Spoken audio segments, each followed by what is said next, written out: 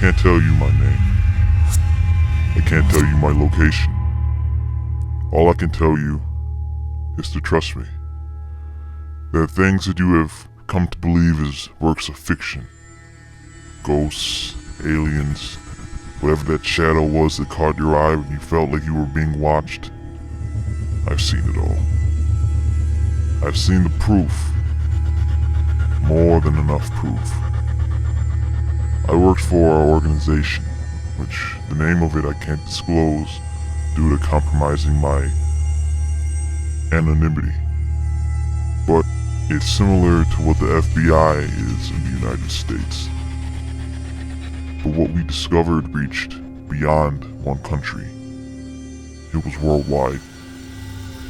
The top secret above top secret governments in each first world country formed a secret international organization. The goal of this organization? To prevent the public from ever discovering the truths about the reality around them. Our intentions were to maintain public ignorance and fear of how they would react to our findings. We didn't want to invoke panic and fear. They said that some things were better left buried. In the last decade or so, technology had made our job a lot more difficult. Events were documented that exposed some of the secrets we were fighting so desperately hard to hide. We had confiscated hundreds of cameras across the world. Some were easy to obtain, others were not. I had been a part of that group for over 30 years, and as time went on I felt increasingly uneasy. The things we did to maintain secrecy make me uncomfortable just thinking about it. Most recently, I reached my breaking point. I fled the group and went into hiding for a few months, and just now re-emerging into the world with a new identity. I managed to get a hold of some of the confiscated tapes, as I plan on sharing these with you today. What you are about to see goes against everything that you have been told in terms of what's real and what's fantasy. Some of you won't believe what you see in these videos, but to those of you that do, I ask that you try to quietly spread awareness. I'm uploading these videos because I just feel as if it's the right thing to do.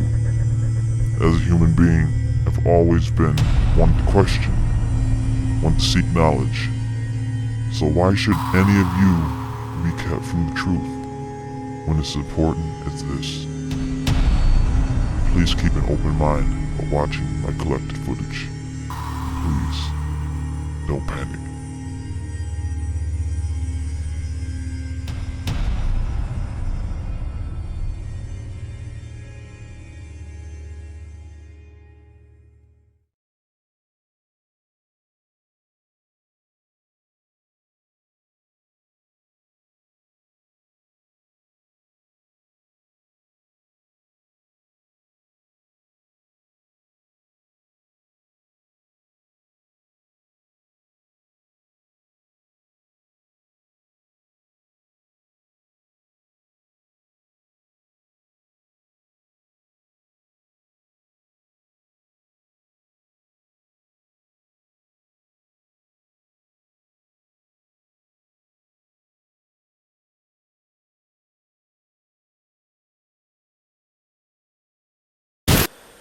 Okay, it's October 13th, 5:15 p.m.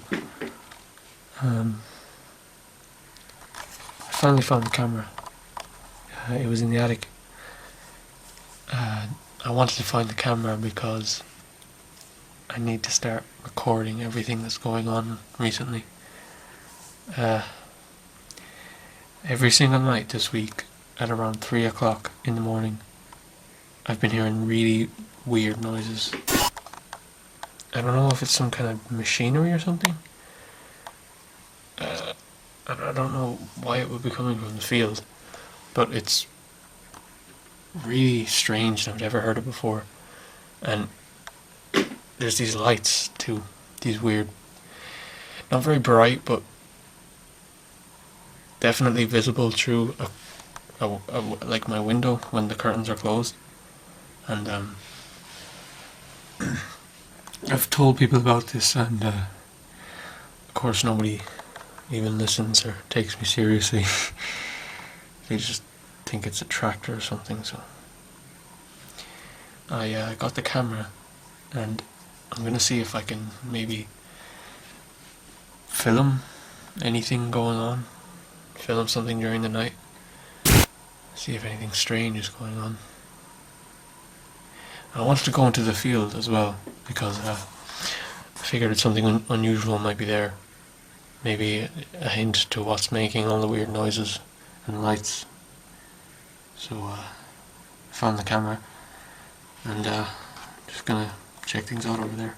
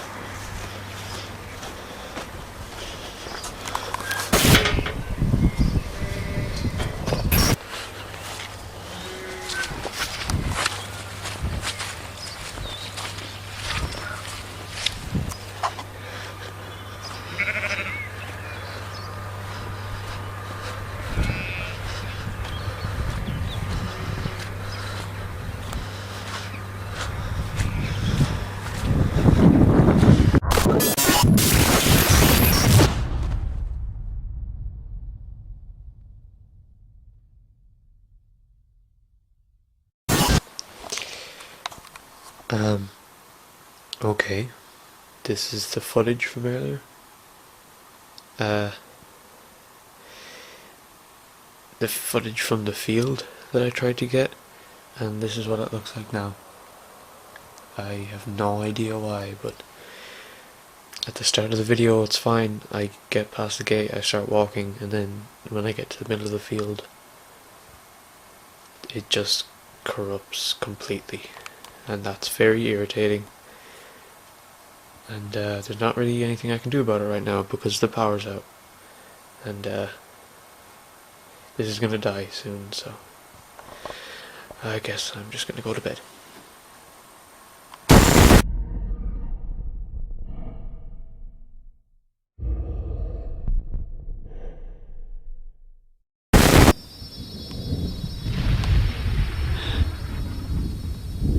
What the hell is that noise?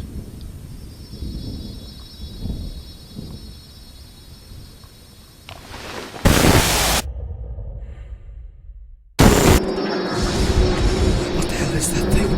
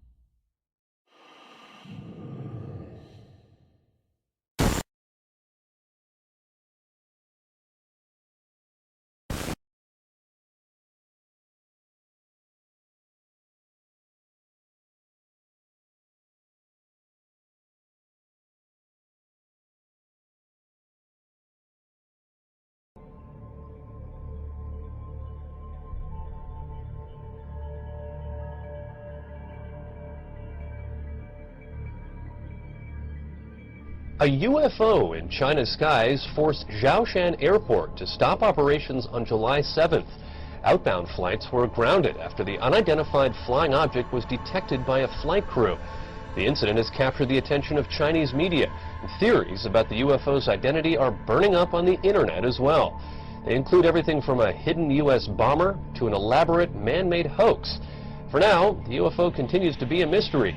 A spokesman from China's Civil Aviation Administration confirmed to ABC News that the matter is under investigation. Some Chinese residents are on edge this morning after another apparent UFO sighting. It's the second one in 2 weeks. The first sighting was on July 7th, and an airport had to be shut down. All right, that's a UFO if I've ever seen one. Yeah, can you identify it? That's undeniable. The airport had to be shut down after people apparently saw twinkling lights above the airport terminal. 17 flights had to be diverted. The latest sighting happened just 2 days ago, and people say they saw 4 lantern-like objects forming a diamond shape in the air, hovering in the sky for over an hour. And aviation experts say they don't know what it was. It wasn't a plane.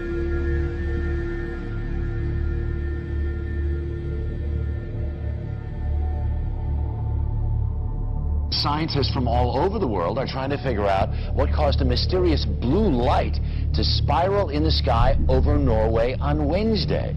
As UFO sightings go, this one was as good or as weird as it gets. A light appearing high in the Arctic sky, baffling those who saw it and exciting a lot of comment.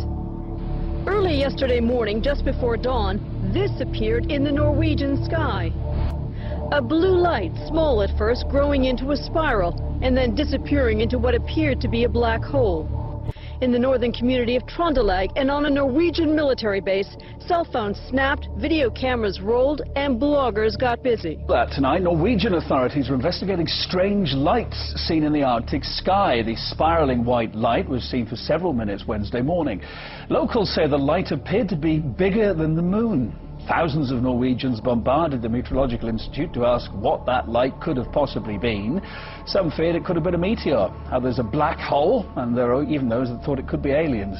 A strange spiraling white light was spotted in the early morning sky over Sydney, with even skeptical witnesses wondering if it was a UFO.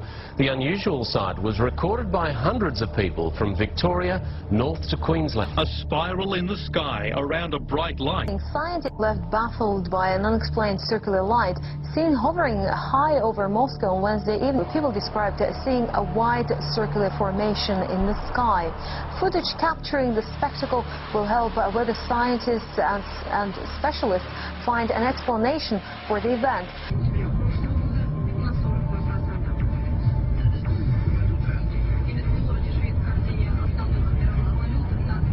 What was in the skies over Jerusalem, and why did it stop over one of the most treasured sites in Christianity? There's a new video this morning that some say may be proof we're not alone in the universe. A UFO in the form of a bright light is seen descending over the Dome of the Rock in Jerusalem. The video is said to be taken over the weekend. Then suddenly the light shoots up into the sky. There you see it. Another video from a different angle appears to show the light doing the same thing. Now it is sparking intense debate on the internet. Trace Gallagher following this live from our West Coast News. So the question is, what was that UFO? What was it doing over Jerusalem? And, you know, is he back? Yeah, and that is the question, by the way, Megan, because, you know, critics, it's difficult for them to dismiss this because there are so many different angles. We've got 4 different videos, all from various perspectives, but they do not know of anything like this in the Israeli army. All right, because listen, I don't like to be scared. I just can't take it. It's, you know, I don't know what it is. Well, I wish I could give you an answer to this bizarre sighting. I really can't, but I can tell you that earlier today, there were dozens and dozens of people right here on 23rd and 8th. They were standing right here, and they were all in a stupor, just crowded together, looking into the sky. Well, a lot of people are looking up. It's because of a mystery in the sky. Is it a balloon, a UFO? Whatever it is, it sure has a lot of people talking. Eyewitness News reporter Jeff Begay is live in Chelsea, where crowds have gathered. Jeff, what's this all about? Well, Sade, we don't know.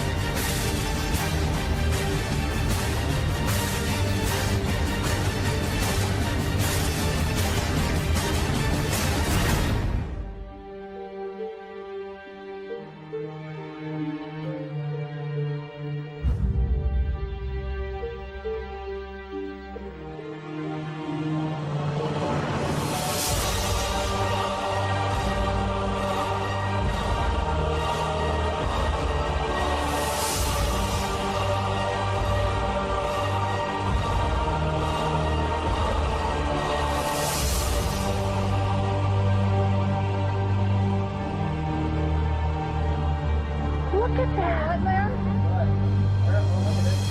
Oh my gosh.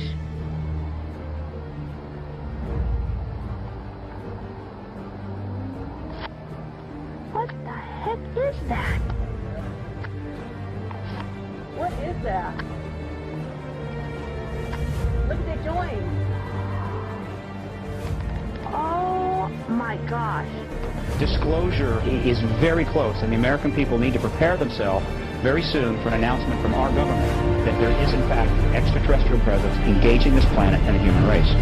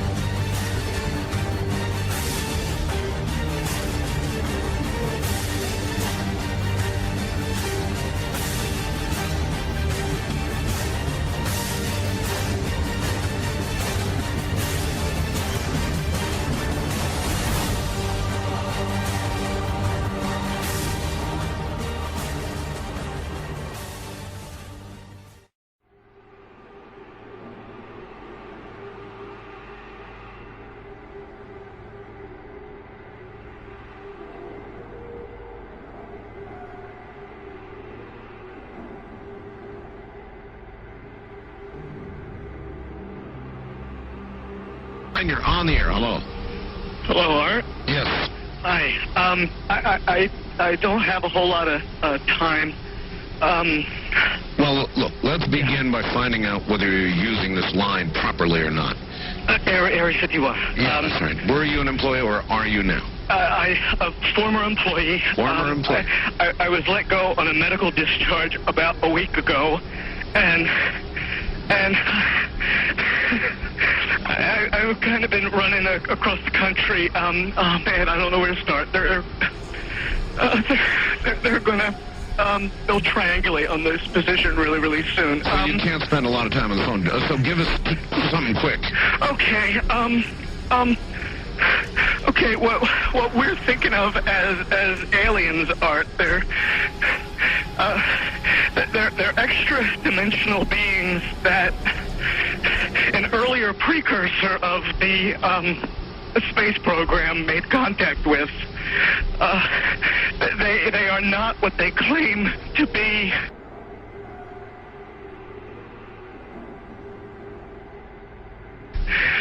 They have infiltrated a lot of aspects of the military establishment, particularly the Area 51.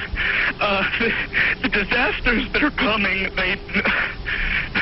the military, the government knows about them, and there's a lot of safe areas in this world that they could begin moving the population to now, Art. But they're not doing anything. They are not. They want the major population centers wiped out so that the few that are left will be more easily controllable. Discharge.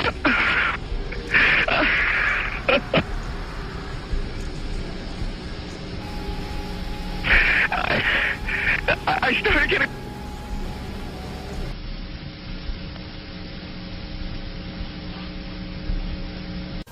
In some way, something knocked us off the air, and we're on a backup system now. It's the government, or... I don't know. It has to be something, though. Well, did you hear... Now, you tell me, because you were listening. That was awful strange. There was a really weird guy on the air when it went off? Yeah. Real weirded out. Like, going... Sort of sounding paranoid? Yeah. Schizophrenic? Like crying and everything. Yeah. And how far into the conversation was it when it went off? Just a couple, about 15, 20 seconds, I'd say. Oh, you guys missed... You really missed a call then, and I've got a feeling somebody didn't want you to hear it. Yeah. Because it was really strange. All of a sudden, I'm hearing Mark Furman when Right. Well, the network, of course, went immediately to a backup tape while we tried to figure out what blew up here. The transmitter was so that's what you heard suddenly for some unknown reason. I've never seen it do this in all the years that we've been on the air. I have never seen the transmitter in this way just simply fail, massively fail, like a massive heart attack or some kind.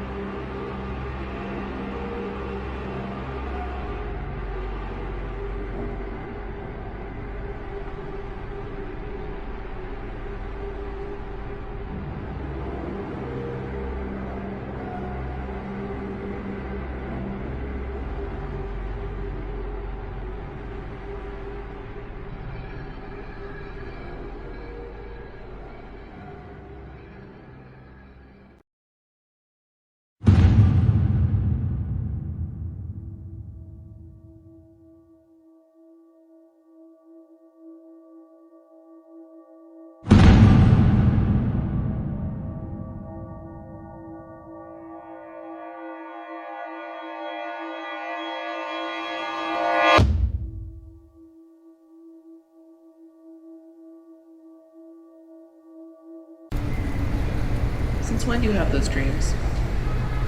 Since about 1 month. Can you describe what you saw in the dream? I cannot describe it. Can you draw it? I can try. Is this a flower? No. I have seen this before. It looks like this famous constellation. What was it called? The Crab Nebula. Let me check your eyes. Look straight into the light. The injuries on your hands. They were there when I woke up. You should find out whether you did this to yourself. Do you have a video camera? Yes. Then make a video of yourself while you are sleeping. If it is sleepwalking, then that's the best way to find out.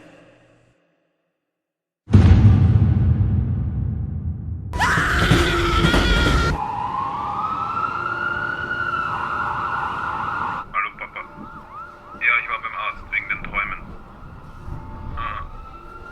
Sie hat gesagt, ich soll ein Video von mir machen, während ich schlafe.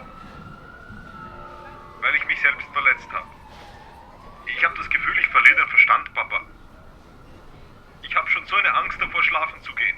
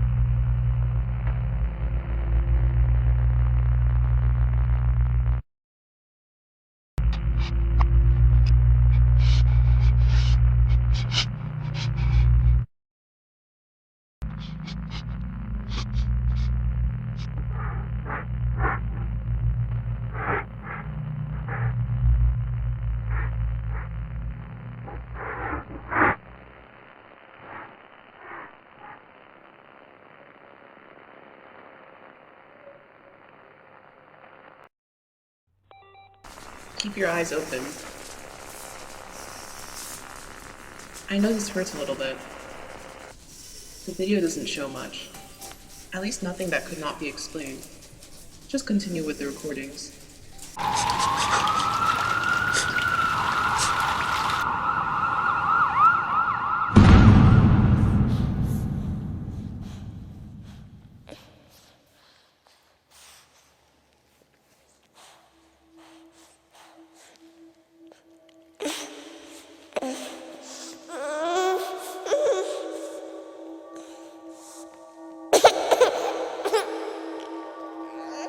What was it called? The Crab Nebula.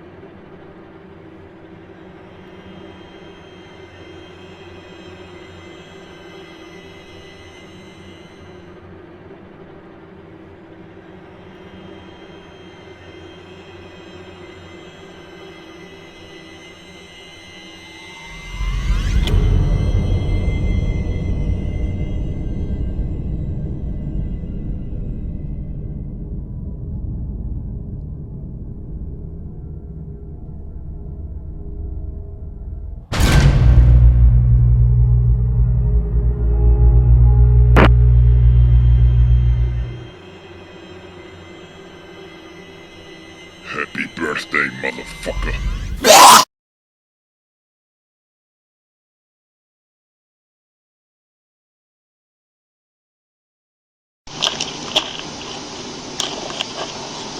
So we stopped for a cut on your foot. It's a blister.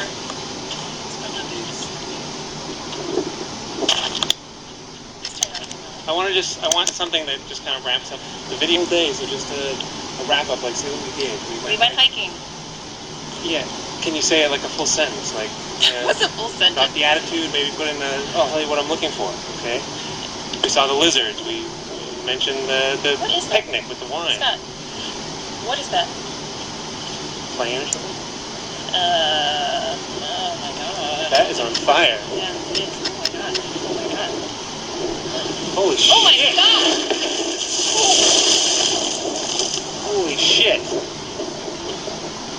Hold this. What? Here, hold this shit. No, what? Why? Why? What do you do? Don't! Oh my god! Scott! Keep rolling! Scott, do not go down there! No! Scott! What are you doing?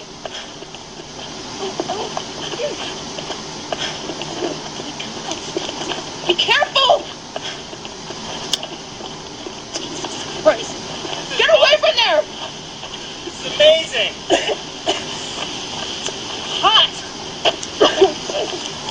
Now, let's go get help. Then we have to go get help. Is it rolling? Yes, it's rolling. There's a battery light. Oh, you will? Don't worry about that. Okay. Tape. All right. All right, my name is Scott Pendleton. Behind the lens is my fiance, Jen Fox. We're here in Red Rock State Park. We're hiking, and this get me and it. Yes, it is. Go, talk, this please. thing has come out of the sky. Okay.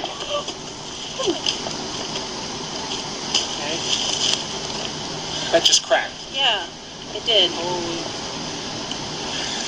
Are you okay? Yeah. It's got a little, it just freaked my shit out. Are you okay? Yeah, I am. I'm fine. Well, you said you wanted a rock for... Let's go get help now. Come on, let's go. Please. Okay. Let's go. Jen. What? Jen. You said we would... Come see this. One more shot. Scott! There's... Scott!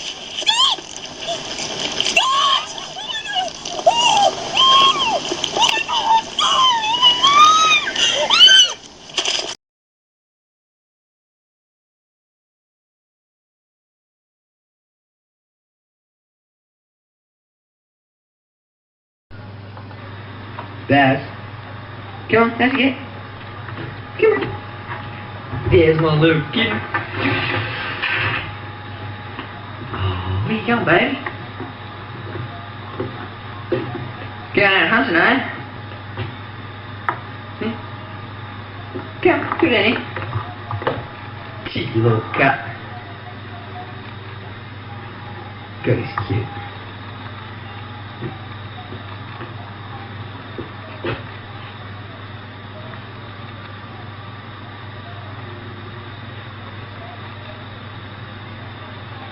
What the fuck?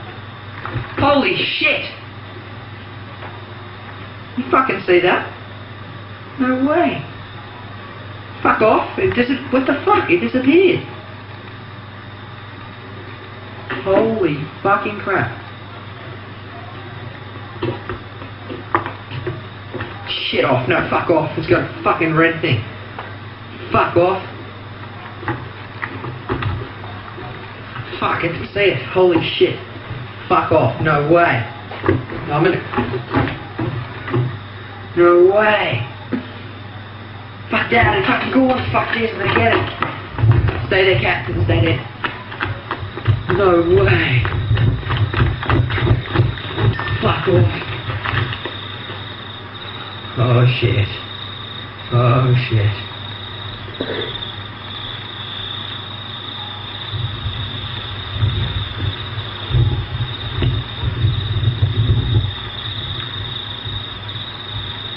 That's me. Hello? Oh fuck. No. Fuck this. Fuck this. Fuck this. No way. I'm going. No, it's there again. Fuck off. It's just fucking coming up. Holy shit. I want to stay out of the fucking red thing. Fuck off.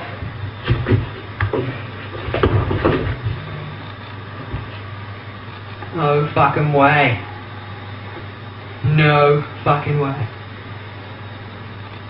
It's better. Fuck off. It's gone. Oh shit. Hello? Yeah. I'm coming down the fucking driveway. This is on my mobile. Now look there. Fuck, I'm turning the car off.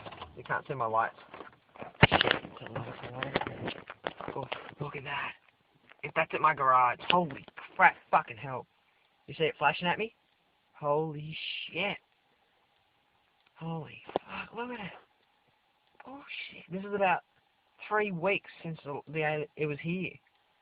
It's fucking come back. Holy fuck. I don't know what to fucking do. Hopefully it'll go away. Shit, it's signing on my fucking bonnet. Fuck off. Hope that doesn't do anything to the fucking car. Oh shit. It's gone. Okay. I'm gonna drive down the driveway.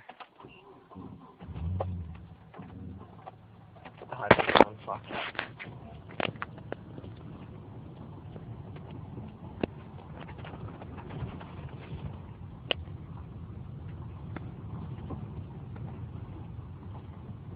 Holy shit. It disappeared, but... Fuck. This is not good. Why the fuck does it keep coming back? God. Oh, I gotta get out the fucking car and open the garage too. Oh, hopefully I opened it. Oh. Did she open the garage? Please have opened the garage, Lee. Oh, good, it's open. Yes. I can at least fucking drive in. I'm not getting out of the car until I'm shut this fucking door. Holy shit.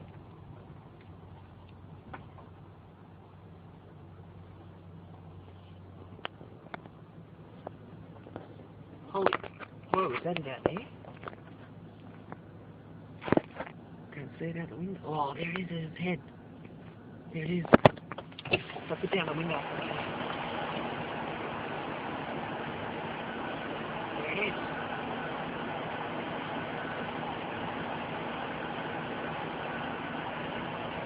Ah, it's still there. There it is. Where's it going?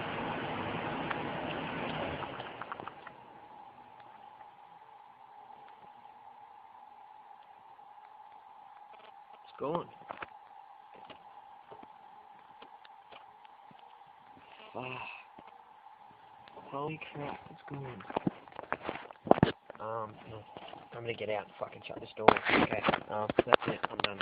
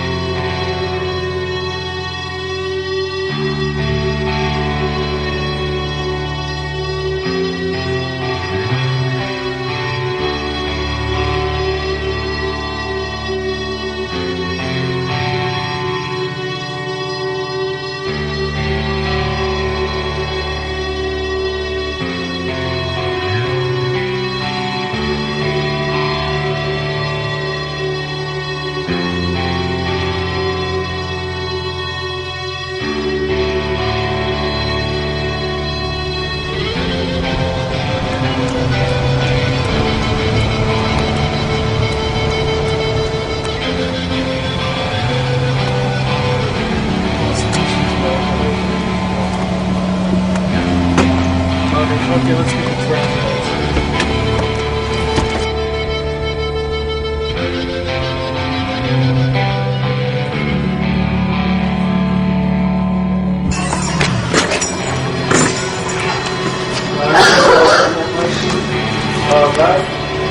That river was like a huge outline. But it's like an observatory. Take that road to go to jail. It isn't. That's their observation. Watch it. So what? Go down that dirt road. Don't go down any dirt road, but the one I told you about, the one in the mailbox. They all take the past batteries and they are on there. They are on. Why would they do that? It's sort of mean. Because you're not supposed to get it. It's all private land out there. True. Yeah, it's all racist land, so, you know, shouldn't be out there anyway. Yeah, pretty much you have to look at it. If you are, you cross the mountain, you're going to jail. Everybody is everything. We'll take it. Good thing we did. Cool, thank you.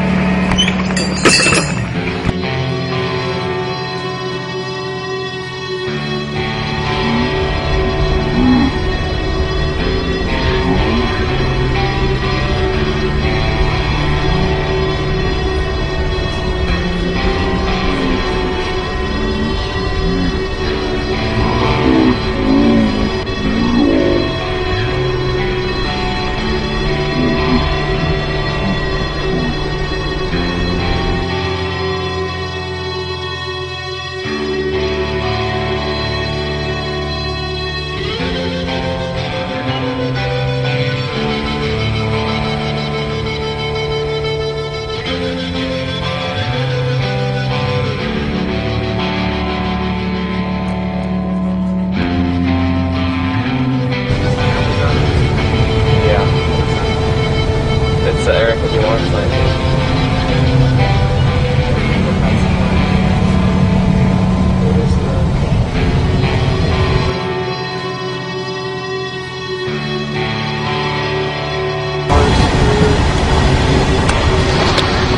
How you doing?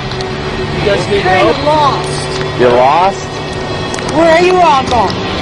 Going straight down this way. Straight down there. And what's up that way? Sure. But we don't know. Because we've been around looking for the gate. Go that way and you'll get right to the highway. Wait, what gate? The gate that lets you in. To what? The gate by the security gate. That way then. Yeah. I'm not going back. It's too far. Yeah, it's 13 miles. Yeah, From here it's 7 miles. Because we're staying over at Rachel. Right. Rachel is that way. From.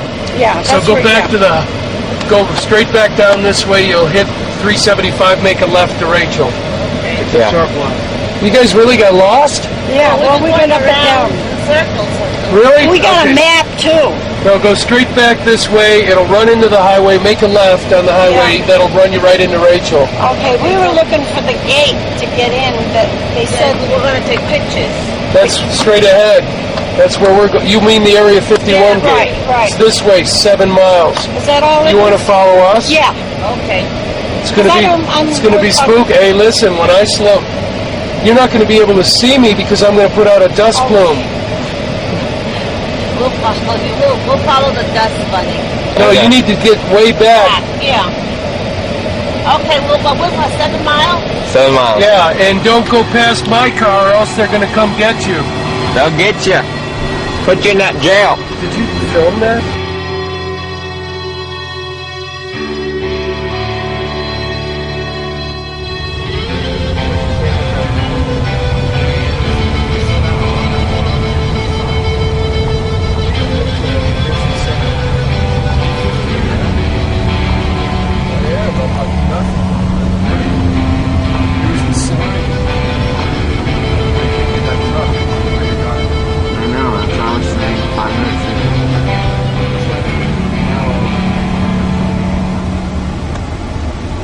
Grandmas are going by us. That is bizarre. Grandmas are gonna get. They're gonna go past it.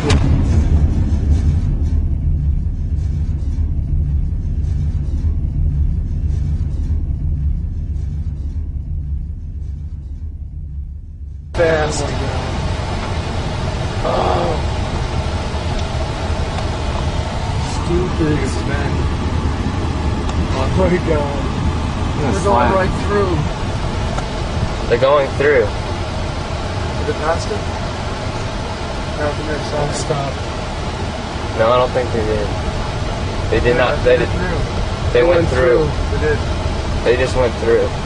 They just went through the gate, guys. Oh my God. Oh my God. They are so screwed. I'm turning around and getting out. Truck's coming out. Is the truck coming? There it is. Stop. Stop.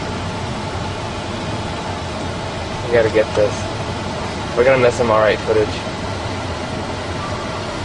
Those guys, listen, these guys just went through the Area 51 sign. We're turning around right here. I'm not messing with this. You guys take your shots and we're leaving. We're gonna let them deal with them. Those ladies are screwed. Take your pictures. Hop on. They didn't stop? They didn't stop. They're still going. They're still going. That guy is speeding fast. Okay. Holy. Holy. They went fast. Look at all the dust shot. Holy crap. I didn't yell to gunshots. Shh. Everyone be quiet.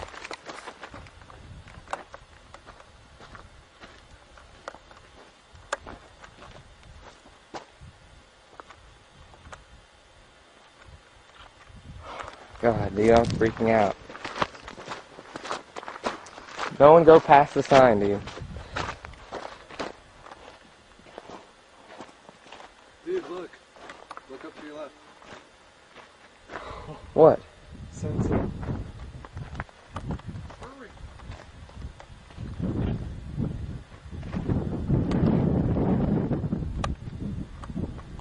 Here, let me take your pictures by the sign. Dude, those ladies just went through. Do you comprehend that? And they're running. Huh? Good. Let's get out. Goodbye, Area 51. Bye, old ladies. Good luck. Wow, they're screwed. Jeez, what did we tell them? Speeding.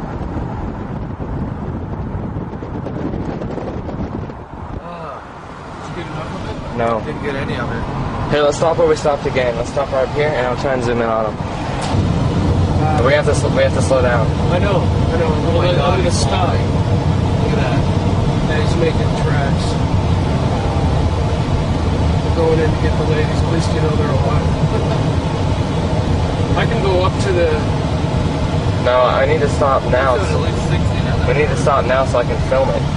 'Cause if we just get up there, then...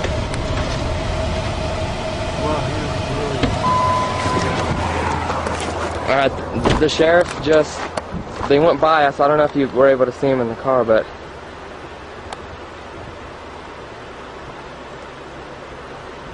They're heading up to Area 51 now. Probably to obtain the ladies. To detain them, whatever.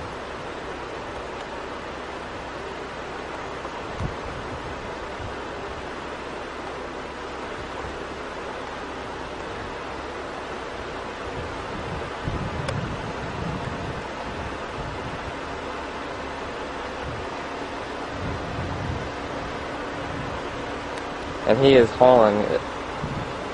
As if you can't tell. He's going really fast. Well, maybe we'll see another cop on the way down. We'll find out.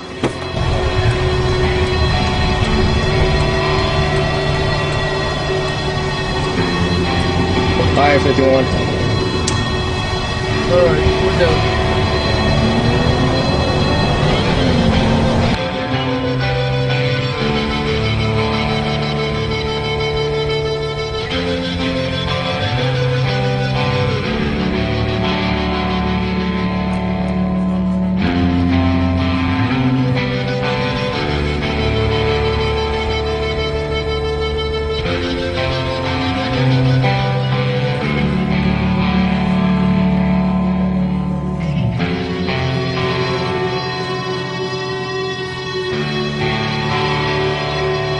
Up to Area 51, and these people ahead of us like ran through the gate, and all the cameramen like chased them down and stuff.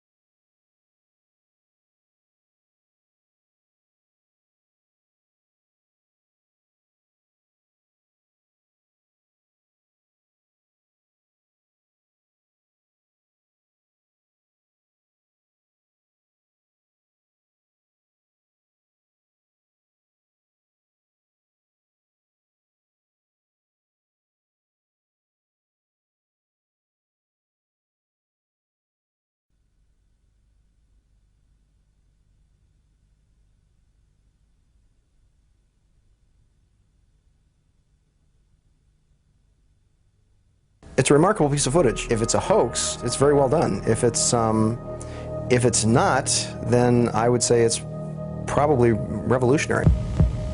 It's a fake in my opinion. If you continue to ask questions that are out of bounds, I won't hesitate to terminate this interview. This is powerful because this is not a staged event. This is real.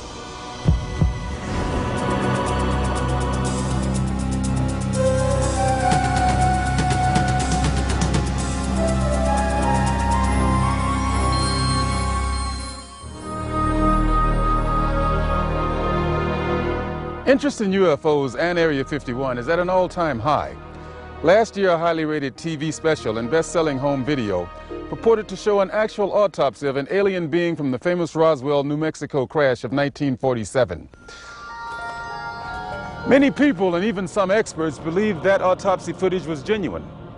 If that was indeed the body of an alien being from another world, could the footage in this program be the world's first hard visual evidence of an actual living and breathing alien being? An alien being communicating in an interview with a highly covert arm of the U.S. government? If the footage we're about to show you is genuine, then this could very well be the most important video in the history of mankind, proving once and for all that we are not alone.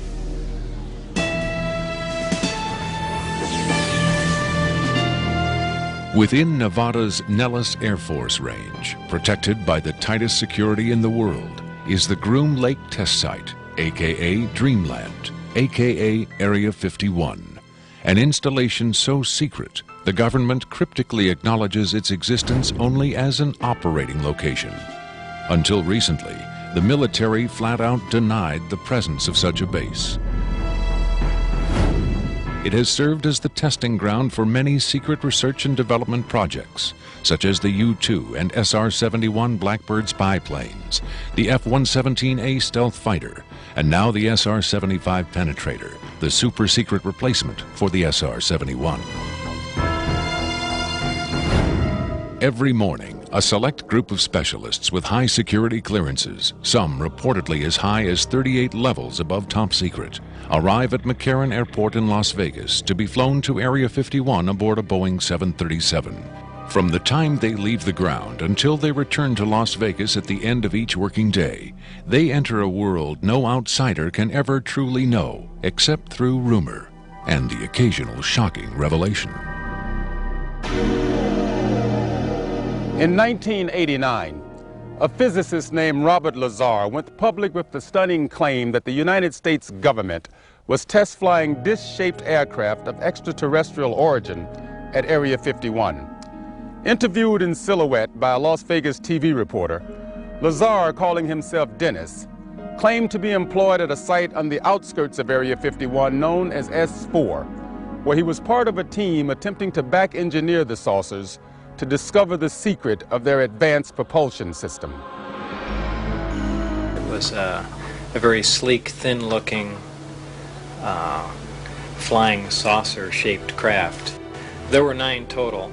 I only got to essentially work, back engineer, or analyze one of the craft. It's very plain. It's all one solid color, a grayish pewter color, the same color as the outside of the craft. There are no sharp corners anywhere. Every device in the craft, the seat, the amplifier housings, everything has a rounded corner on it, almost as if it was all fashioned out of wax and then slightly melted, so everything curved, even where the ceiling meets the floor on the end. Everything has a curve to it. Very, very plain, very wide open, very impractical use of space. And there are 3 levels. The lower level houses the amplifiers themselves that swing, the 3 of them.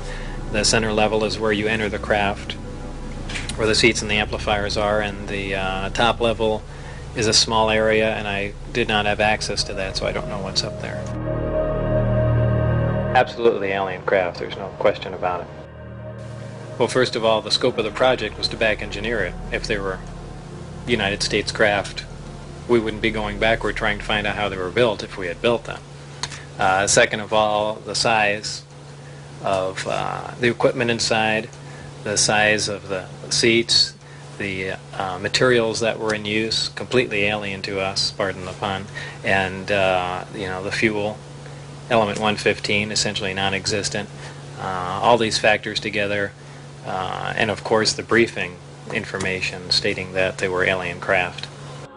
Along with Robert Lazar, rocket scientist David Adair is one of the few individuals who will go on record concerning his personal experiences with alien technology at Area 51. Was not of our origin. They shouldn't have let me see that. And then in the results of it, they locked me in a room. And the reason they locked me up in a room was because I wouldn't tell them any more about how the engine would function, and they started getting a little bit more perturbed about that. A former consultant to NASA and top aerospace companies, Adair claims that in 1971 he was brought in to study the engine of a downed flying saucer. What I was looking at was a technological marvel of its time, and it was a magnificent thing to see sitting there, and the whole situation just started really getting me more angry than anything, because the fact that they could sit on such a hunk of technology and not tell us about it. Here we are using liquid fuel engines and rockets at NASA, and here they got an engine that's probably, in theory that we know of, could be a speed of light, an engine capable of speed of light or even faster.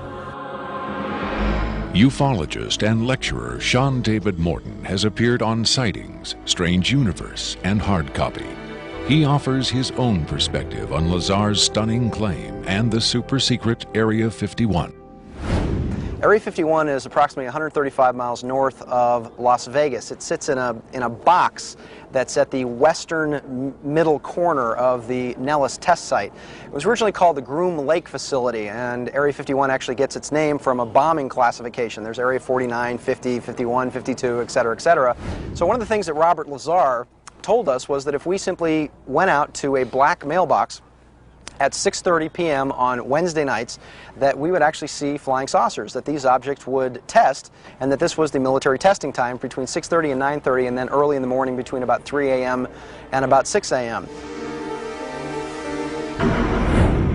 Vigorous efforts have been made by employees of the government and others to debunk Lazar's claims and discredit him personally. Nevertheless, Area 51 has become the center of a raging controversy, whether in fact certain clandestine agencies of the U.S. government are in secret contact with alien beings. Project Sigma was supposedly a deal between the United States government and various extraterrestrials that after the Roswell crash of 1947, that an organization called Majestic 12 was formed, and then in 1953, President Eisenhower was then brought in on this. Well, there was a negotiation going back and forth between the United States military, the government, and the extraterrestrials. Apparently, we had a number of things that the extraterrestrials wanted.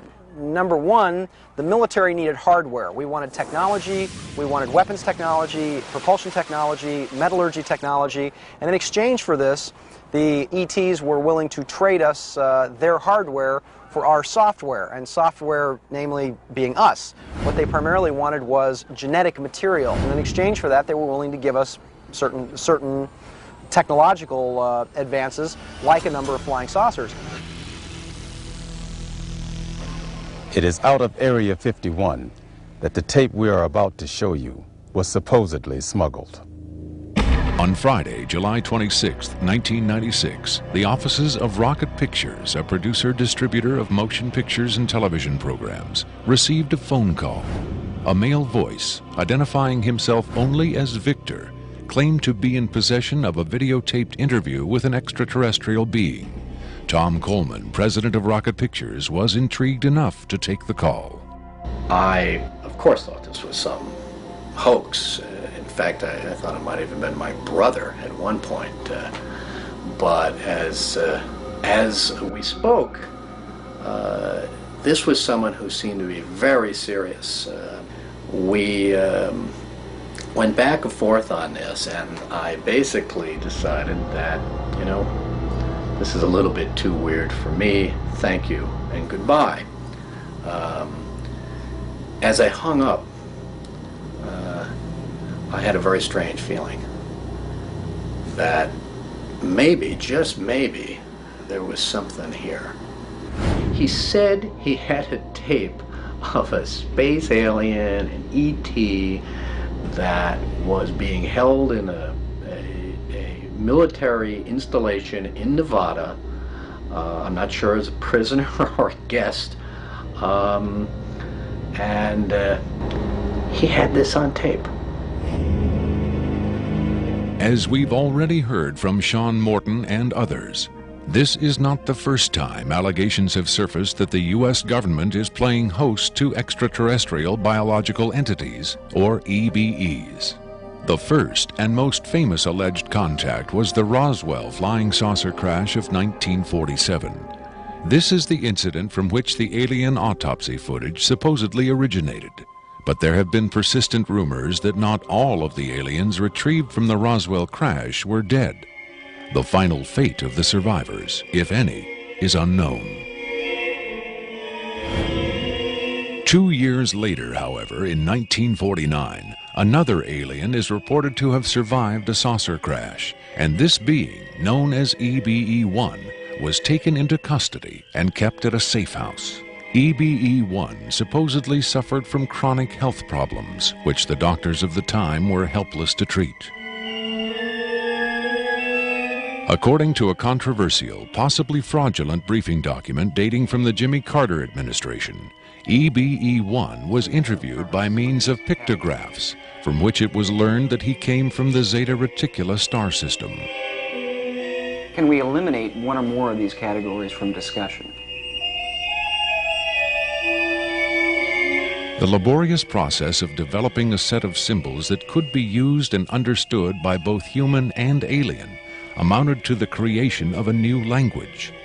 If such an effort was made, it represents the greatest achievement in linguistics since the deciphering of the Rosetta Stone.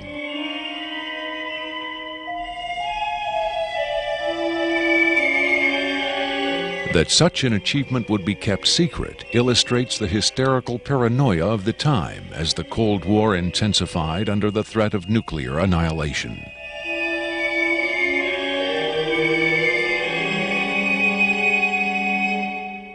The so-called Carter Aquarius briefing document states that EBE-1 died of unknown causes on June 18, 1952.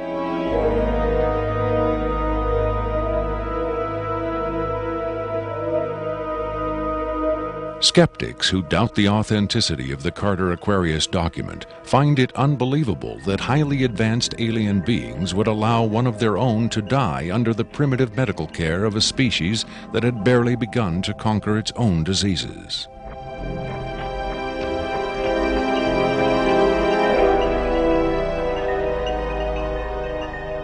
But as we will hear, there are those who claim that to the aliens, death is not a final end to be feared, but a mere transition. It was in the late 40s and early 50s that the U.S. government's policy toward UFOs was formulated. Publicly, there was Project Blue Book, which made a great show of gathering data on all the major UFO sightings, finally declaring them all to be hoaxes, mass hysteria, or swamp gas. But secretly, there may have been another policy at work. Over the years, several documents have come to light which seemingly confirm that a clandestine group, Operation Majestic 12 Group, aka MJ-12, was formed by special classified presidential order on September 24, 1947, for the express purpose of gathering information on UFOs and extraterrestrials, while at the same time keeping such information not only from unfriendly powers, but from the American public as well. If indeed Area 51 has become the nation's repository for alien technology and possibly alien visitors, then the extra-constitutional justifications for such secrecy were developed in the MJ-12 Group's planning sessions. James B. Forrestal, Secretary of Defense under President Harry Truman, is widely accused of being the mastermind behind the creation of MJ-12. Once created, Majestic may have expanded its mandate beyond what Forrestal had intended. Whatever secrets Forrestal may have known concerning flying saucers and alien visitors, that knowledge died with him when in 1949 he mysteriously plunged to his death from a window at Bethesda Naval Hospital. Though he was being treated for depression, many UFO researchers doubt that his death was a suicide and point to the sinister workings of the possibly mythical MJ-12, which in their hypothesis may have been protecting its secrecy from a man who had come to believe the people had a right to know. As late as 1989, according to Bob Lazar, the identification badges at Area 51 read MAJ for Majestic. In December 1994, a document purporting to be the Majestic 12 Group Special Operations Manual was leaked to a noted UFO researcher. It contains the following directive under the heading Isolation and Custody.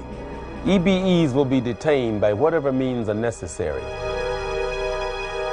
and removed to a secure location as soon as possible. There follows this disturbing amplification.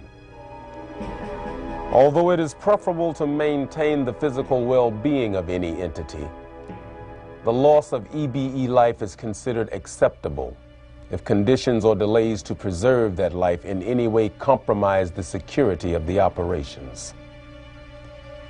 From the beginning of the UFO age, it seems, secrecy was always the government's prime directive. In 1988, another anonymous government source, codenamed Falcon, claimed that a second extraterrestrial biological entity, EBE-2, voluntarily became a guest of our government, allowing himself to be examined and interviewed. In this scenario, Area 51 became, for a time at least, a sort of extraterrestrial embassy, the setting for mankind's first attempt at diplomacy with beings from another world. Different sources disagree as to how communication was established.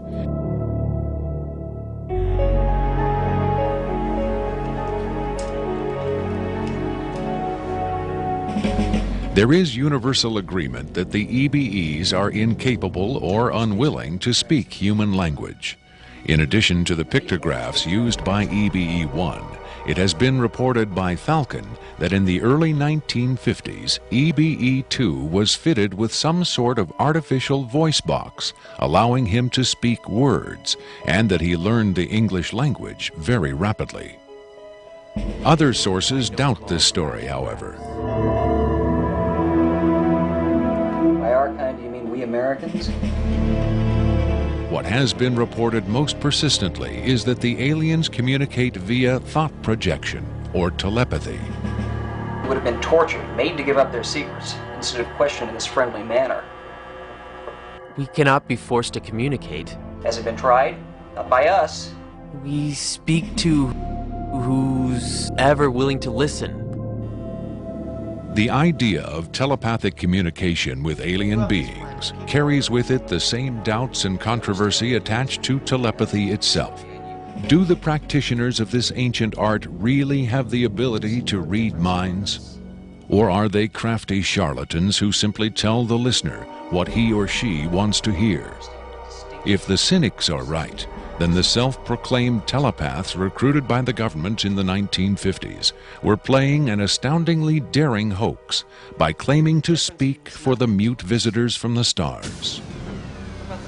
Defenders of telepathy call this notion preposterous and point to the long history of government-funded research into mind reading as proof that their science has merit.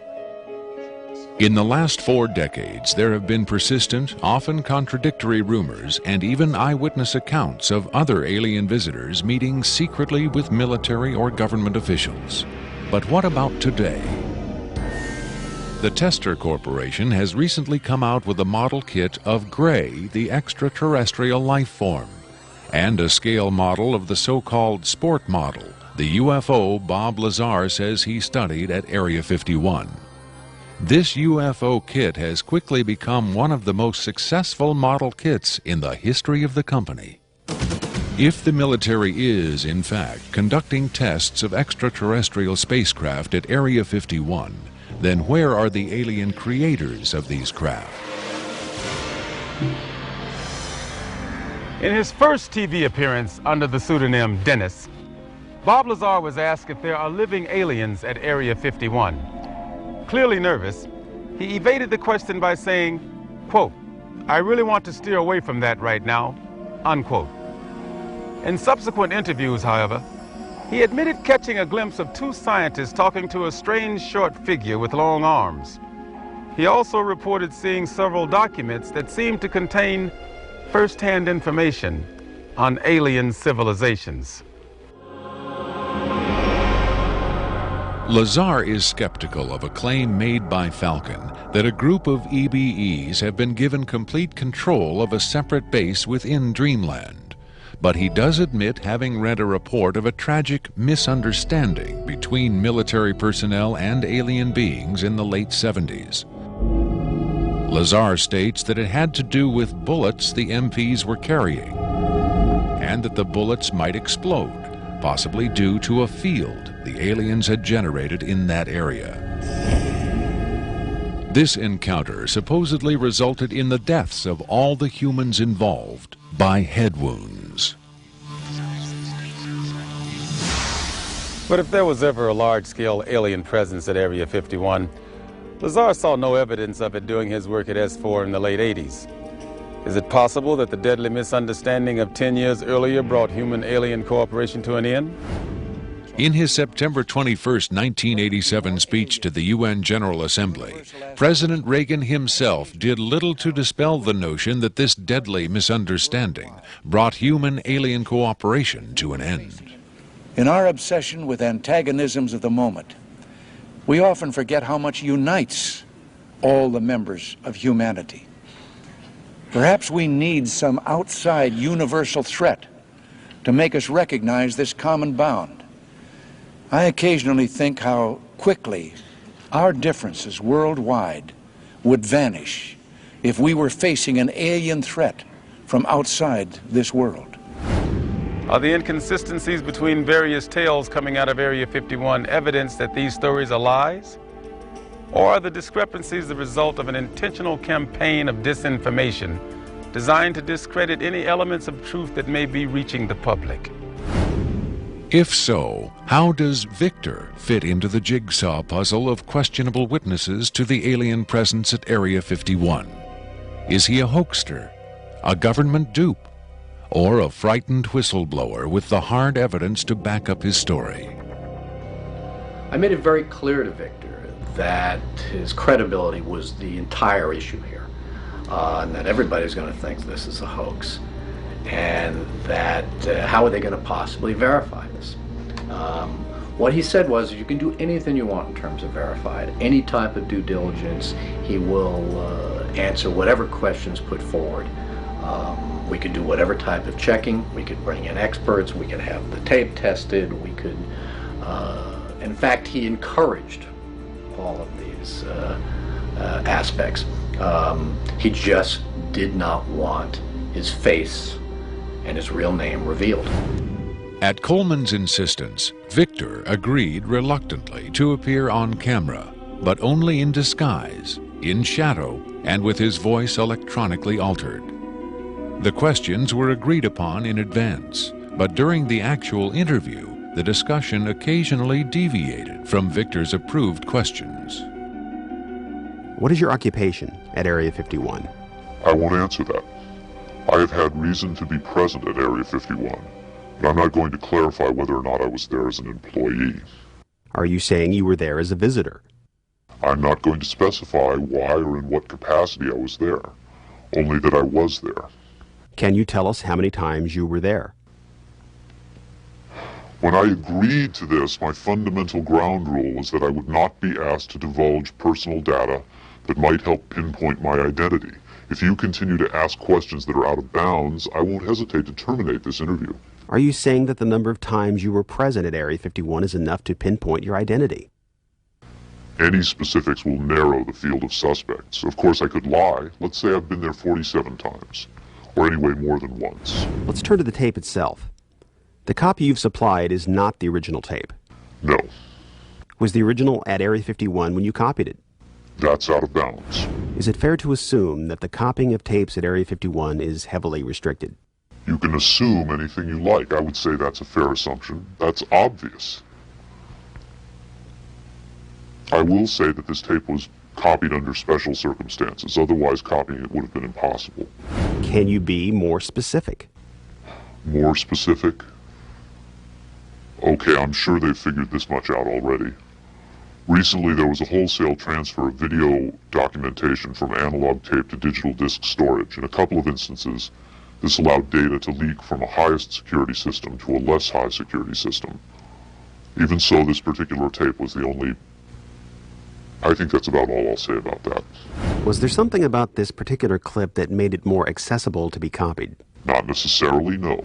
Was there something about the content that caused them to file it differently or give it special handling? This interview was terminated. The interview resumed only after a discussion of the ground rules. Have you personally seen the alien being that appears in the tape? Yes, I have, but I stress I was not necessarily present at the interview session that appears on the tape. I'm not going to be specific. I may have encountered the being at another time. What can you tell us about the alien interview we're about to see? This one is rather recent, very late in the series. The interview process has been ongoing since the being arrived, which was in 1989. Approximately twice a month, they sit it down for a session that generally lasts from 3 to 5 hours. If they try to go longer than that, or if they schedule the sessions more frequently, the being becomes unresponsive. There's a fair amount of infighting among the scientists from different disciplines to get their questions asked. What has the alien revealed? Various minor technical details of the saucers. The physicists and engineers are frankly frustrated. They feel the being is withholding information. Possibly concepts are getting lost because all the information has to come through a telepath. But also it may be that the bulk of their scientific knowledge is just too advanced to be translated into our primitive conceptual framework. It's analogous to if a human scientist were to try to translate quantum mechanics into the grunts and screeches of a chimpanzee. That's not a very flattering comparison. Frankly, there's a high attrition rate for scientists in the program. You'd think they'd be energized by the challenge. But a lot of them take the ego deflation very hard when they find out not only how much they don't know, but how much they aren't even capable of understanding. What else has the alien communicated? Oddly enough, the being seems to have a much easier time communicating spiritual concepts.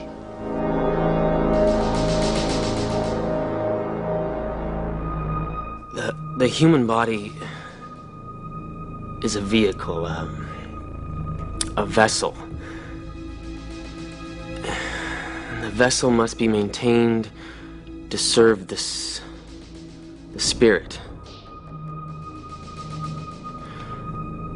with maximum efficiency. But a broken vessel can be replaced.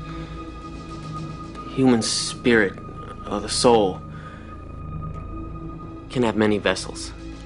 Is the process natural or technological? Both are one. Technology is a natural excrescence of humanity. Technology is a process the vessel uses to perfect itself. So this transference of the soul from vessel to vessel, did your kind create the mechanics of it, or is it a natural... Did it predate the intellectual creation? Before understanding must come acceptance. And it's not technological. Well, I think what he's trying to say is that the question is meaningless. The soul can travel from vessel to vessel. Reincarnation, transfiguration, whatever. It's real. What I'm getting at is, does he know how it's done? Victor uses the term vessels to refer to the alien's conception of the body as a disposable vehicle for the soul. The UFO cult known as Heaven's Gate used the term containers in a similar context. The mass suicide of the Heaven's Gate cultists illustrates the dark side of accepting such ideas at face value. Doe, the Heaven's Gate cult leader, preach that humans can pass from container to container. The mysterious Victor, on the other hand, harbors no such belief. In his interview, recorded months before the Rancho Santa Fe tragedy, Victor made his attachment to his own earthly vessel abundantly clear. And let me just state here publicly, to head off any clever ideas anyone might be having, I have never been, am not now, and never will be suicidal. But how would the public know if something happened to you, since we don't know who you are? I'm taking care of that, trust me. If something happens to me, if I die, people will know who I am. Do you think it's a reassuring sign that these aliens can communicate with us on a spiritual plane? It would be nice to think so, but I'm not sure if it's really such an achievement considering the mismatch between our intellects. I mean, you're not going to have much luck making your dog understand calculus. But if you pet him on the head and say, "Good dog," aren't you communicating spiritually? And doesn't the animal control officer say, "Good dog," when he comes to put some poor stray to sleep? Doesn't the vet try to reassure the animal just before he spays it? When you're dealing with beings whose intellect is so far beyond your own, I don't think it's safe to assume they have your best interests at heart. What about the content of the tape segment you brought? As I said, this is late in the series. In fact, it's quite close to the end. Because of his unwillingness to reveal his own identity, Victor's story stands or falls on the credibility of the tape he supplied. Here, exclusively, for the first time anywhere, is the uncut, uninterrupted alien interview tape, shown in its entirety in real time.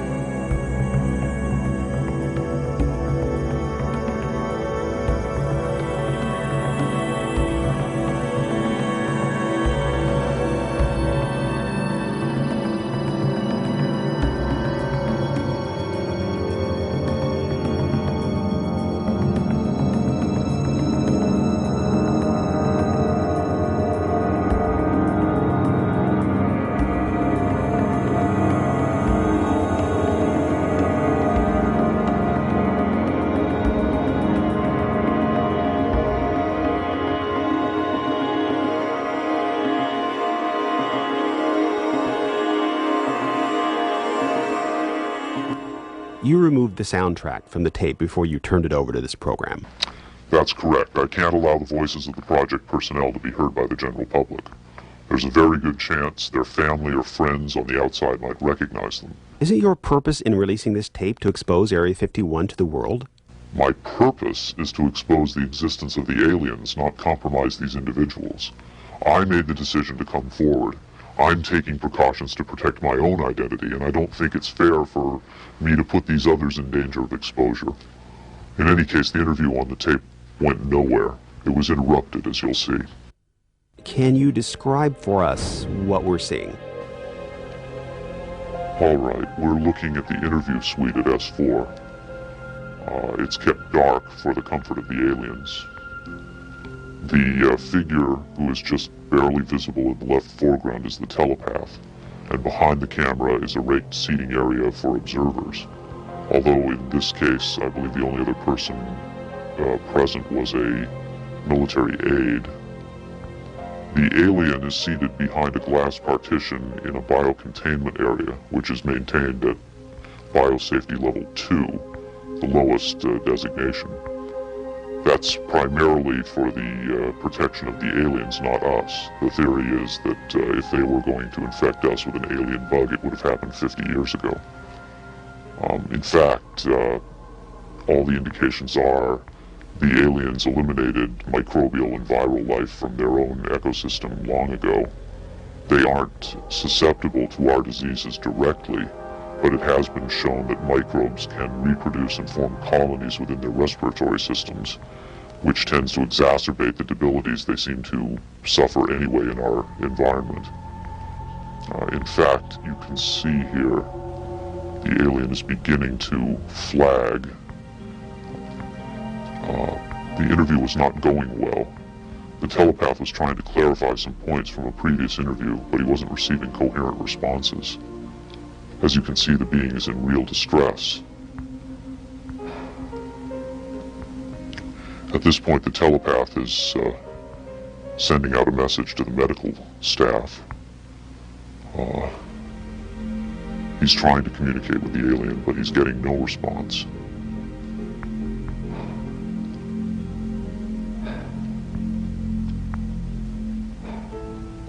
There's very little he can do. There's no direct connection between his space and the biocontainment area. That's the aide stepping in on the right. The medical staff should be there by now. They're slow in responding. There they are. I have to say the medical personnel at S4 are less than first rate. They tend to be selected for their willingness to keep secrets rather than their medical competence. By the way, he's not shining that light into the eyes. It looks that way, but in fact he's checking for hemorrhaging around the eye sockets and in the nasal cavity. I'm sorry. It's very hard for me to watch this.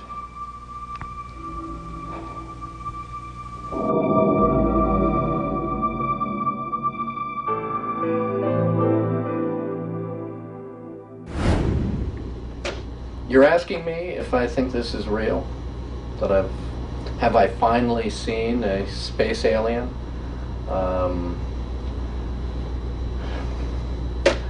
I don't know. But I do know this. I know that this is not a tricked up version like the alien autopsy. It doesn't attempt to distract you away from the alien.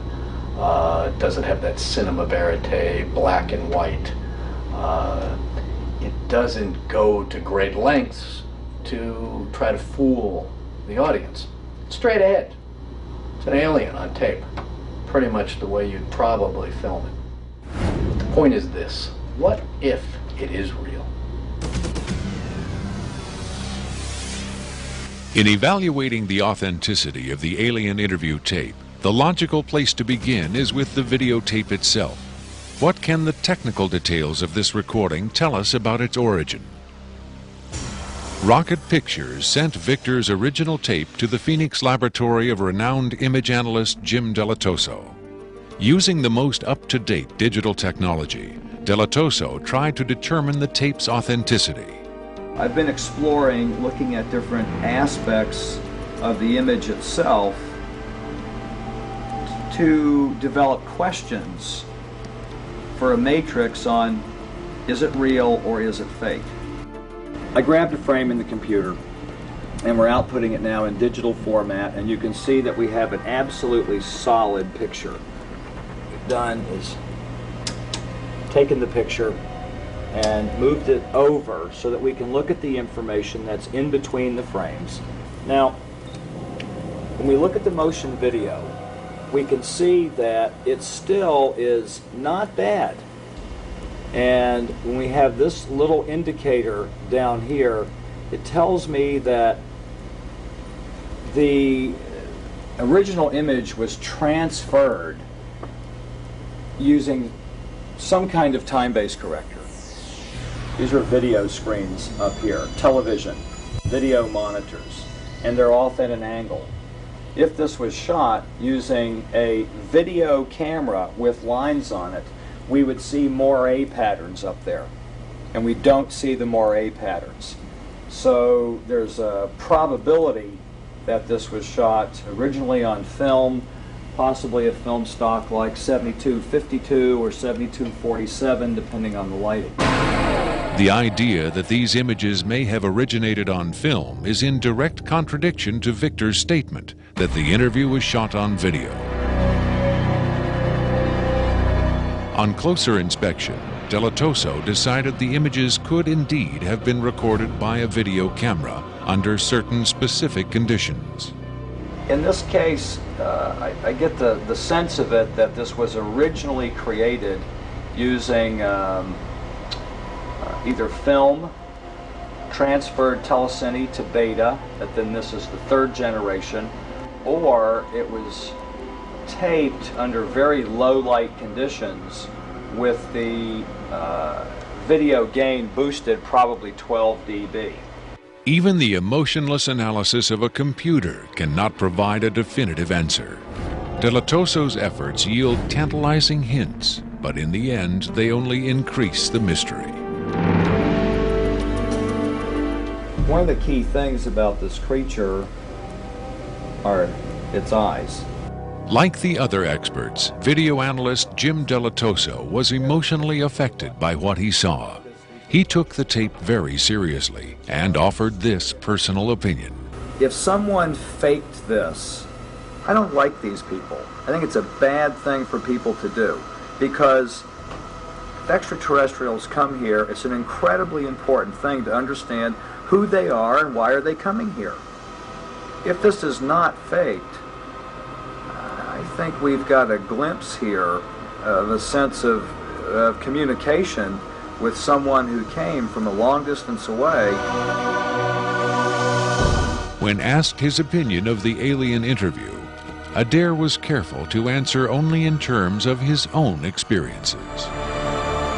If you're referring to the film where it's aliens being interrogated at Area 51, I don't know. I've never seen a UFO in my life. I've never seen aliens pickled in a jar or anything like that. But I know I saw an engine that wasn't from our terrestrial technology. If you look at an engine like that, it came out of a craft. If it come out of a craft, then that craft has occupants. So it's very logical to assume then that those occupants could still be here and they could be interrogating them, or they could have downed another craft since 1971. Makeup artist John Criswell has provided special effects creatures for many Hollywood motion pictures and television shows, such as Spaced Invaders and Babylon 5. Hired by Rocket Pictures to create the aliens for the recreation segments of this program, Criswell was very interested to finally see the real thing. By Hollywood standards, I would say it's a pretty decent puppet. Well, to be honest with you, I would love to buy this being real, but it's probably a hoax. Well, I think this is a really cool design, and it's a great concept, but I think I could have done better. Whoever did this, I mean, they could have a job in Hollywood in a minute, no problem. This one has a much creepier quality than the alien autopsy tape, I think. That one I definitely didn't buy just because of the way it laid on the table. There was a couple of things. This actually, whoever did this was, or if someone did this, they were very clever because it it hides a lot of stuff, so that's what makes me kind of disbelieve it a little bit. But, you know, who knows? Criswell thought the alien exhibited movements that would be difficult to fake. There are moments when this looks very real, and I don't know how they did certain little things about this. So right when I would say that it's definitely a puppet, he moves a certain way, or he'll lift up in the frame and all that, and all these little things are important to the, you know, to the character of him. Academy Award winner Rick Baker is one of Hollywood's reigning masters of makeup effects. He transformed Eddie Murphy into a 300-pound man for The Nutty Professor and has created monsters for countless films, including An American Werewolf in London and the UFO-related Men in Black. Baker dismissed the tape as a fake. Yeah, this doesn't fool me. I don't buy this. I think this is a puppet, and you've got a table in the foreground. It's hiding the rest of its body. You've got some kind of, whatever that instrument is in the foreground, it's hiding. It's also lit very mysteriously. I think if you were going to record this alien, you would want to see it, and you wouldn't want to hide it behind a table, and you would light it in a way that would show up much more than this. This particular movement, this head-jerking movement here especially, looks very puppety to me. It looks a little overdone and very much like a guy with his hand inside this thing maneuvering it. I guess he's supposed to be ill here. Is that what's going on? It just looks like they went to a great deal of effort to hide as much of the anatomy other than the head on this puppet, and I just don't buy it. I would be willing to stake my reputation on the fact that I think this is a hoax. It's very interesting to see, though. In Baker's opinion, there was no controversy at all. It's a fake, in my opinion. We could build better. We have built better. UFO expert Robert Dean, on the other hand, had no doubt whatsoever that the tape was authentic. This is powerful because this is not a staged event. This is real. In the 1960s, Robert O. Dean served as an Army intelligence analyst at NATO headquarters in Europe, where he claims to have seen first-hand evidence of alien beings and their artifacts. Retired from the Army, he is now a highly regarded UFO researcher and analyst. Dean was asked to view the tape and offer his expert opinion. Treating him like a piece of livestock, wiping his lips. Calling on his own first-hand experience for comparison, Robert Dean was stunned and moved by what he saw. That breaks my heart.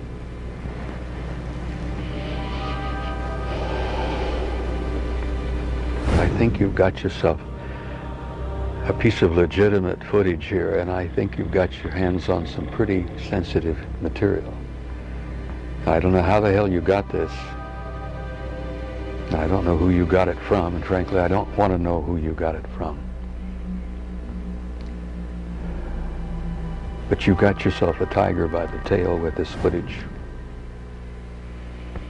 I would say, and I know that that's one of the things you'll ask of me, is that you've got yourself some legitimate footage of one of the little guys being interrogated and filmed. And there's a reality to it, and there's a sensitivity to it that literally breaks my heart. But I tell you very strongly, you've got something here that is very sensitive. Well, I know that the level of classification on this kind of a thing is so far damned above top secret that you can't imagine how sensitive this kind of thing is, and how delicate it is, and how tightly the government sits on anything like this. Sean Morton looked for clues to the tape's authenticity in the technical details of the interview's setting. Okay, there's a couple of interesting things about the tape right off the bat. Morton tried to decipher the time code at the bottom of the screen. First off, what you're looking at in the time code is DNI, is Department of Naval Intelligence. So Department of Naval Intelligence, this would probably be a file number 27. It could be a security level, however, because security levels are supposedly go up to Q36, or the highest ones that we know about. The first interesting thing about that is that I'm noticing what looks like a medical monitor, and look at how slowly and erratic the heartbeat is. The heartbeat is literally 1, 2. It's very, very erratic, and it looks as though the heartbeat being as erratic as it is only about, from counting that, it looks like it's about 30 a minute or so. Morton suggested an alternate explanation for the video's dim lighting. One of the unusual things about most of these particular race of aliens is they are very, very sensitive to light. So a lot of these interviews are conducted in very darkened rooms. To Morton's eye, many features of this alien dovetailed with accounts of other first-hand contactees. Another strange thing about the physiognomy of these creatures is, as well, is if you will notice that the neck itself is not at the back of the head like a human being is. The neck is actually in the center of the head, which is what actually gives it problems holding its head and its neck up. Whatever this is, it's being taken, the interview is actually being done through a piece of glass, which is probably something somebody faking the photographs probably wouldn't think about. Right there we see that the creature appears to be choking. The dark eyes, in many cases, are actually a form of lens that guards the creature against untoward sunlight. It's a remarkable piece of footage. I mean, it's very, very, very, very interesting. If it's a hoax, it's very well done. If it's not, then I would say it's probably revolutionary. Another expert who was asked to examine the tape was Michael Hesseman, one of Europe's leading UFO researchers and author of the international bestseller Beyond Roswell. When I got the first information about the alien interview footage, and when I saw the first picture, I said there might be a connection to a real incident. Hesseman was intrigued both by the alien's appearance and by Victor's claim that the being arrived at Area 51 in 1989. If it is authentic, it might be the most significant film ever published, ever shown on television. For several years now, Hesseman has been investigating reports that the South African Air Force shot down a flying saucer in the Kalahari Desert in 1989. According to Hesseman's sources, 2 survivors were retrieved from the downed saucer. One was sent to Wright-Patterson Air Force Base in Ohio, and the other to Area 51. The extraterrestrial in Victor's tape bears a striking resemblance to descriptions of the Kalahari ET, and the timing of its appearance at Area 51 is consistent with the South African incident. If you see the drawings we have of the Kalahari alien and the descriptions we have, it seems to be the same being. And the Kalahari incident puts the alien interview footage into a context and gives it at least a probability that it might be real. It might be the real stuff, we just don't know. Whitley Strieber, best-selling author of Communion, claims to have had numerous personal contacts with alien beings. He has become the de facto spokesman for the growing number of people who claim to have been abducted by extraterrestrials. The nationally syndicated television program Strange Universe asked Strieber and several other abductees to view the alien interview tape. What Strieber saw left him profoundly shaken.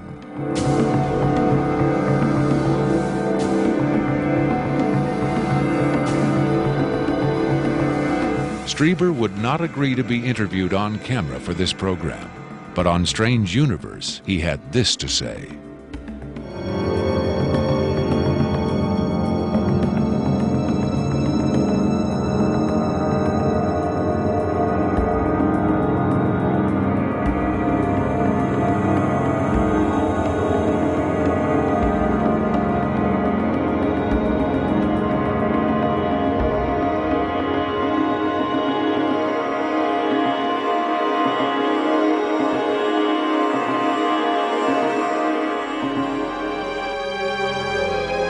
On May 23, 1997, Victor gave a radio interview on the nationally syndicated show Coast to Coast AM with Art Bell.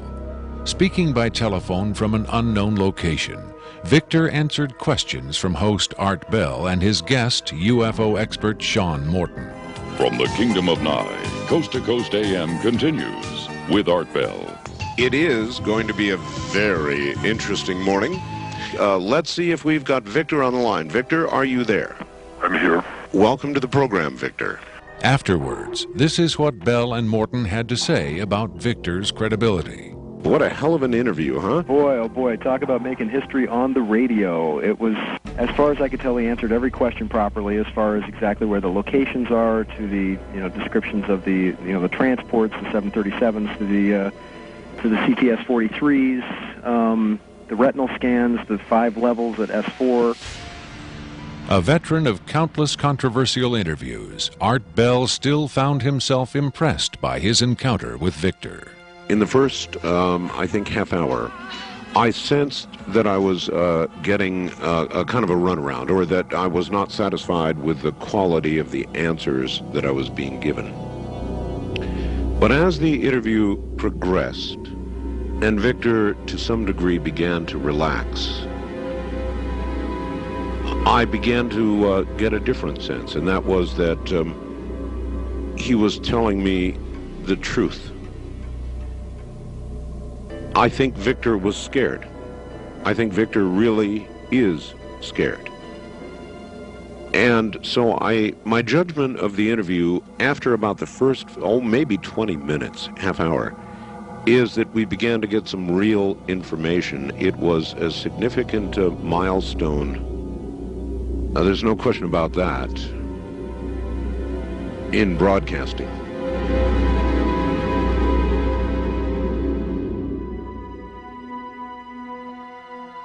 If the government has really been in contact with superior aliens, wouldn't we see some evidence of it? For instance, amazing new scientific discoveries. Limitless free energy? A cure for cancer? We might, if the government's motive were the betterment of mankind. The government's motive is control. And just as much as they crave control, they fear loss of control. Knowledge is power, but power does not necessarily confer competence. The people at the top of this program are intellectually very average. They're not capable of making proper use of what's been handed to them, but they have no intention of letting anyone else ever get a chance to solve the puzzle. And let's not forget there's also the real possibility that the government is being manipulated by the extraterrestrials for their own purposes. You could have released this tape to the news media, but you insisted on being paid for it. Doesn't that cast doubt on your own motives? Yes, and I was aware of that going in, but that's a cross I'm prepared to bear. I find it disgusting that the most important event in human history is being kept secret simply because certain unimaginative officials have the power to do so. But at the same time, I do see the irony in my own actions. All I can say is, had I had the choice, I would not have insisted on profiting from this revelation. But since by lifting this veil I've endangered not only my career, but possibly my life, I felt the need for some small measure of monetary freedom to deal with any eventualities. And let me say, I could have demanded significantly more money than I did if I had been willing to compromise my anonymity. There have been other whistleblowers who jumped at the chance to become celebrities, which I think casts even more doubt on their motives than some people may be casting on mine. Do you believe your life is in danger as a result of making this tape public? I would hope not. I would like to think my government is a little more civilized than that, but at the same time I don't intend to give them the chance to prove me wrong. At any rate, to a certain extent, I'm counting on being disbelieved. Obviously, they would like me to be perceived as a hoaxer.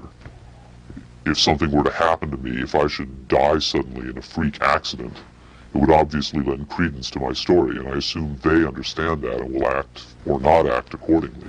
Why should anyone believe this tape is authentic? Use your own judgment. That's all any of us can do. There's been so much secrecy and disinformation over the last 50 years that it's become impossible to prove anything in the face of official denial. Of course, the flip side is nobody really believes anything the government says. Robert Dean heads a growing movement lobbying Congress to release former NASA intelligence and military officials from their security oaths so they can talk openly about U.S. involvement with UFOs and aliens.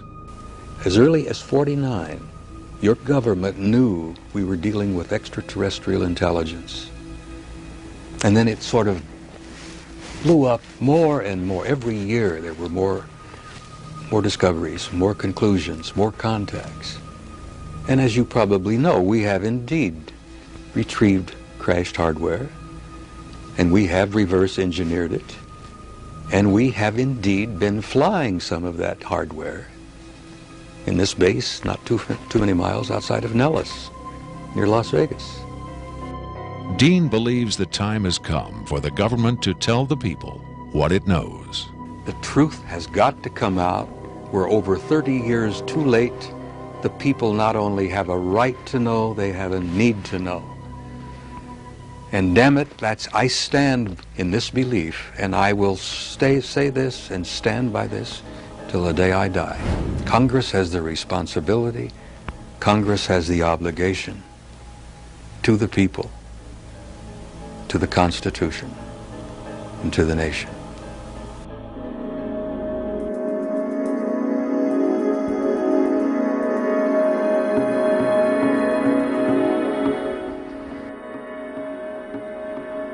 Did this alien die? I can't answer that with certainty. I do know the interviews came to an end. Whether the being died or was retired, and I don't mean that in the spy thriller sense of having it killed, I mean retired from the interview process. I just don't know. I'm fairly certain it didn't go home, at least not in the physical sense. But these beings, they don't seem to be very concerned about dying or avoiding death. Why do you think that is? Maybe they know what comes after death with more confidence than we do. Maybe there's another vessel waiting for them on the other side. The other side? Yes, which may in fact be where they come from in the first place. I've heard the claims that they come from Zeta Reticula or the Pleiades, but it hasn't been established that they come from out there at all. Their saucers may not travel through space as we know it. They may fold in from another dimension, another reality. You make them sound almost supernatural, like angels or devils. Supernatural is just a term for aspects of nature we don't understand. For many people, they certainly do serve the functions of both angels and devils, forces we can't comprehend. Have you had enough of me? I think I've earned my money.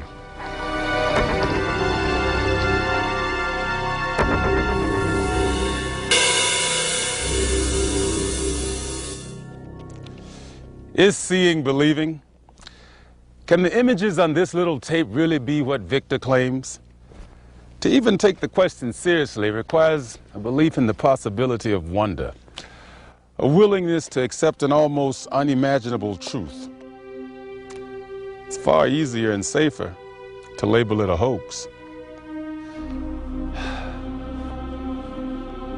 I'm standing on Nevada Highway 375, America's official extraterrestrial highway, redesignated last year by the legislature in acknowledgement of the worldwide fame that has become attached to this desolate spot. Beyond those mountains is Area 51, the most widely discussed secret place on Earth. Whether as a hoax or a mind-expanding revelation, this alien interview is now a part of the Area 51 legend. There will come a day when the secrecy at Area 51 ends. When that day comes, then we will know whether this tape was real and what the true motive was for its sudden appearance. Until then, we can only speculate, investigate, and hope.